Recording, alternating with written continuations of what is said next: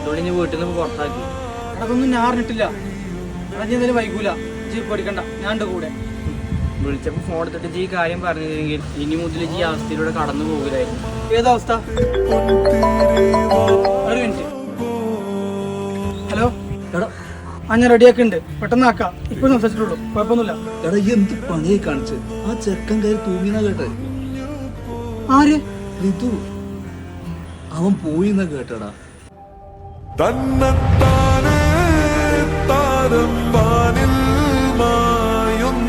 അപ്പോ എന്താടാ കണ്ടില്ല ഇവിടെ? റിതുവിനെ ഞാൻ ചോദിക്കാൻ നിൽക്കണേ, ചാടെ സംസാരിച്ചില്ലേ? ഫോണിലല്ലേ? എന്താ പ്രശ്നം?